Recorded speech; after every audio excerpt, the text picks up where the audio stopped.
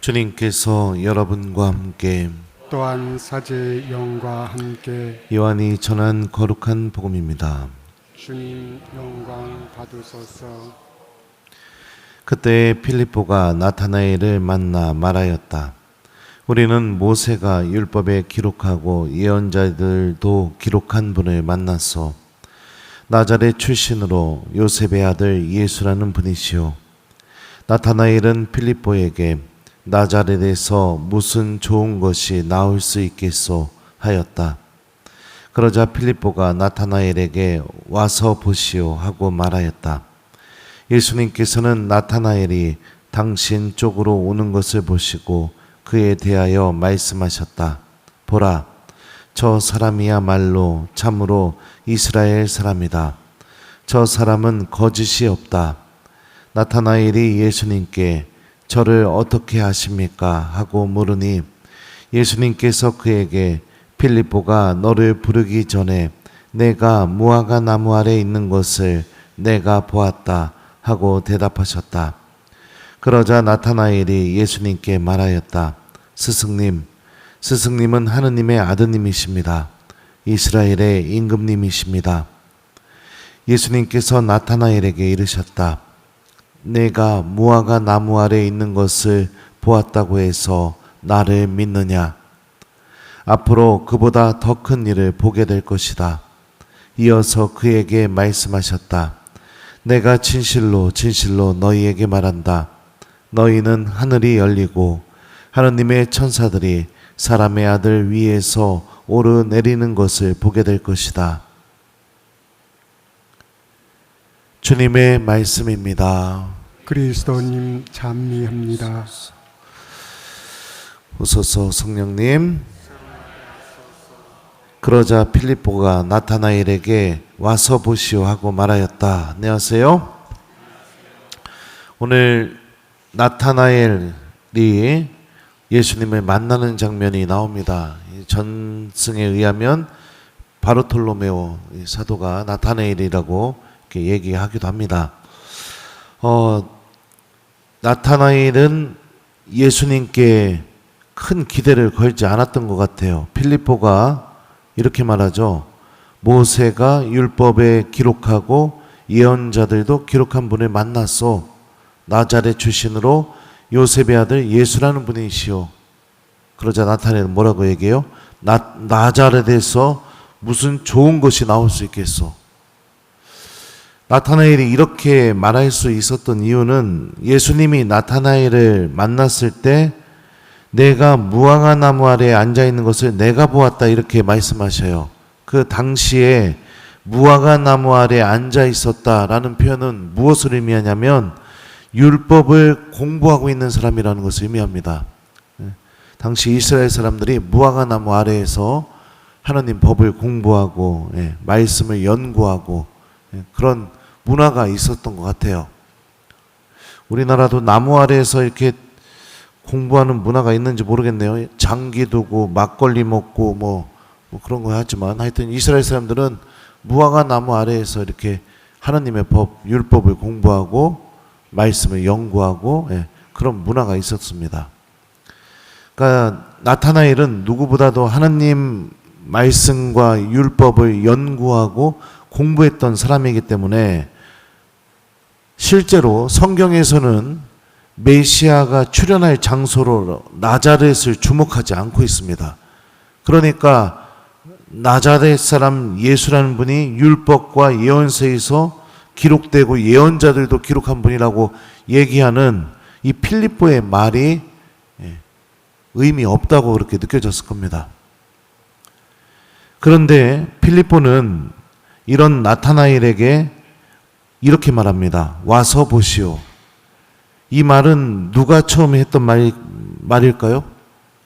예수님께서 첫 번째 제자들에게 하셨던 말씀입니다. 와서 보시오. 랍비 어디에 묵고 계십니까? 와서 보아라. 이렇게 얘기하시거든요. 그러니까 필립보는 주님께서 하셨던 말씀을 그 나타나엘에게 그대로 전합니다. 그리고 나타나엘은 어떤 선택을 하느냐? 자신이 생각하는 지식, 자기가 공부한 공부의 내용, 그것이 가리키지 않고 있다 하더라도 필리포가 전한 주님의 말씀을 듣고 그대로 행동을 옮깁니다. 자리에서 일어나 주님께 갑니다. 그리고 주님을 보려고 하죠. 이렇게 찾아온 나타나엘을 향해 주님은 이렇게 말씀하십니다. 보라, 저 사람이야말로 참으로 이스라엘 사람이다. 저 사람은 거짓이 없다. 자기를 어떻게 알고 있을까? 예수님이 나를 어떻게 알았을까? 나타나엘은 궁금해서 저를 어떻게 하십니까? 라고 이렇게 물어보자 주님은 말씀하시죠. 필리포가 너를 부르기 전에 내가 무화과 나무 아래에 있는 것을 내가 보았다. 여기서 한 가지 중요한 사실을 또 알 수 있는데요.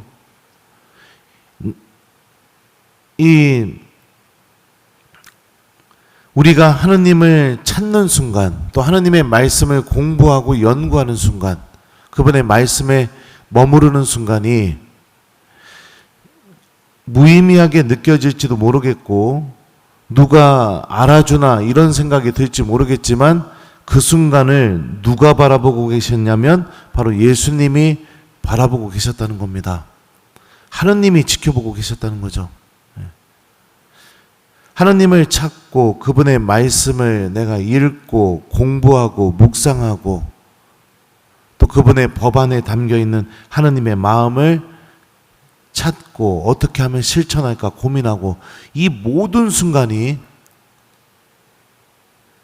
무화과 나무 아래에 있는 순간이고 하느님은 그 순간을 놓치지 않고 바라보고 계시고 기억하고 계신다는 사실입니다. 나타나엘은 자기를 이렇게 기억하고 계시는 그 하느님의 모습을 예수님 안에서 발견했기에 주님께 이렇게 고백합니다. 스승님은 하느님의 아드님이십니다. 이스라엘의 임금님이십니다. 여러분들의 무화과 나무는 어떤가요? 무화과 나무 아래. 십자고상이 바로 무화과 나무 아래라고 생각합니다. 여러분들 집에 있는 무화과 나무 아래요.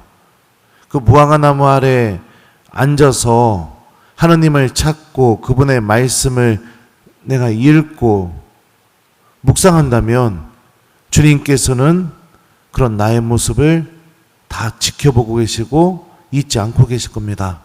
그런데 하느님이 쳐다보고 싶어도 우리 집의 무화과 나무 아래는 아무도 모이지 않는다면 그 무화과 나무 아래가 짜증나는 장소고 갈등의 장소고 화가 나는 장소라면 하느님의 마음은 어떨까요? 너무나 마음이 아프겠죠. 진실되게 하느님의 법을 연구하고 말씀을 읽고 찾고 주님은 기억하시고 그런 우리들을 당신께로 부르십니다. 그리고 그 부르시는 목적이 무엇인가? 복음 마지막에 예수님께서 이렇게 말씀하셔요. 너희는 하늘이 열리고 하느님의 천사들이 사람의 아들 위에서 오르내리는 것을 보게 될 것이다. 하늘이 열리고 사람의 아들은 바로 예수님을 의미하죠. 예수님 위에서 천사들이 오르내리게 된다는 것은 무엇을 의미해요? 구원이 예수 그리스도를 통해서 온다는 사실. 그리고 예수 그리스도를 통해서 우리는 하늘문이 우리에게 열려 있다는 이 놀라운 신비, 이거를 우리들도 체험하고 보게 될 것이라는 게 이 예수님께서 나타나엘을 부르신 목적이기도 하고 우리 모두를 부르신 목적이기도 하죠. 사랑하는 우리 교회 여러분들, 주님은 이처럼 당신을 찾는 모든 순간을 지켜보고 계시고 기억하고 계십니다. 그리고 그 순간을 통해 우리들을 새롭게 변화시키고 하늘문이 열리고 당신을 통해 하느님의 구원이 내려온다는 것을 우리가 보고 깨달을 수 있게 해주십니다. 그러니 우리 가정 안에 있는 무화과 나무 아래가 아무도 모이지 않는 장소가 되지 않게 가족들을 초대하고 하루가 시작되면 그 무화과 나무 아래에서 복음부터 펼쳐서 주님의 말씀을 읽고 하느님께 기도하고 그래서 예수님께서 우리 가족들 모두를 지켜보고 계시고 그 순간을 알고 계시고 하늘 문이 열리고 당신을 통해 내려오는 하느님의 구원을 체험할 수 있게 그 은총의 주인공이 될 수 있게 우리 힘써봤으면 좋겠습니다. 오늘 일독서도 보면 천상 예루살렘에 대해서 묵시록 저자가 묘사하고 있는데요. 마지막에 이렇게 말합니다. 그 도성의 성벽에는 12초석이 있는데 그 위에는 어린 양의 12사도 이름이 하나씩 적혀 있었습니다. 참 신기하죠? 베드로의 이름만 적혀 있었던 것도 아니고 바오로의 이름만 적혀 있었던 것도 아니고 요한 사도의 이름만 적혀 있었던 것도 아니고 12사도의 이름이 12초석에 하나씩 다 적혀 있었다는 거죠. 우리 눈으로 볼 때는 중요한 자리에 간 사람들, 많은 일을 하는 사람들, 그들만이 기억될 것처럼 느껴지지만 하느님의 눈에는 당신의 부르심에 성실하게 응답한 사람들 모두가 다 기억된다는 게 오늘 일독서를 통해서 우리가 깨달을 수가 있겠죠. 그러니 우리가 무화과 나무 아래에 앉아 나타나일처럼 하느님을 찾고 하느님의 법을 내가 연구하고 깨닫고 묵상하는 것은 무의미하지가 않습니다. 우리들의 이름도 하느님께 기록될 것이기 때문이죠. 두 번째로 우리가 또 생각해 볼 수 있는 것이 뭐냐면 나타나엘은 자기가 알고 있는 지식 그 틀 안에 갇혀 있는 사람이 아니었습니다. 내가 공부하고 내가 알아본 바로는 나자렛이라는 곳에서는 메시아가 나올 장소가 아니라고 생각했지만 필립보가 와서 보시오 라고 주님의 말씀을 전했을 때 그는 자기의 생각에만 사로잡힌 게 아니라 그 자리에서 일어나서 주님을 보러 갈 수 있는 용기를 갖고 있었다는 거죠. 내 생각만이 전부라는 아집을 갖고 있지 않았던 사람이 바로 나타나엘입니다. 내 생각을 뛰어넘어서 다른 것이 있을 수 있다는 거, 열려있는 마음. 그러니까 신앙생활을 하면서도 내가 생각한 대로만 모든 것이 되기를 바라고 사람들을 바라볼 때도 내 기준으로만 사람들을 바라보고 평가한다면 그건 굉장히 신앙생활에 위험한 순간입니다. 열려있는 마음, 나도 틀릴 수 있다는 마음, 나도 모를 수 있다는 마음, 이런 마음을 갖고 우리가 신앙생활을 하게 될 때 우리들도 나타나엘처럼 내 지식을 뛰어넘는 하느님의 이 구원 계획과 섭리를 우리도 알아보고 또 체험할 수 있게 되겠죠. 그래서 오늘 말씀은 우리에게 두 가지 메시지를 알려줘요. 첫 번째는 우리가 하느님을 진실이 찾는 그 순간을 예수님께서는 반드시 보고 기억하고 계시다는 사실. 두 번째, 내가 갖고 있는 신앙의 지식만이 전부가 아니라 그 이상의 것으로 하느님은 당신의 계획을 펼칠 수 있으니 내가 아는 게 전부라는 이 아집을 깨버리게 될 때 우리는 진실되게 예수님을 만날 수 있다는 이 두 번째 메시지. 그러면은 오늘 하루는 우리가 어떻게 살아야 될까요? 어떻게 살면 될까요? 그러면 오늘 말씀이 이루어질까요? 첫 번째, 여러분들의 집에 있는 무화과 나무 아래 이제 여러분들도 오늘 머무는 시간을 가지셔야겠죠. 그 무화과 나무 아래 나만 있는 것이 아니라 필립보가 나타나엘을 예수님께로 초대하듯이 나 와서 보시오 이렇게 얘기했던 것처럼 가족들도 그 무화과 나무 아래 와서 예수님이 우리 가족 모두를 기억할 수 있게 하는 그런 하루를 보내야겠죠. 두 번째, 내가 생각하는 것만이 전부다. 이 아집을 깨고 열려있는 마음으로 오늘 하루를 지내야겠죠. 내 생각과 다르다고 해서,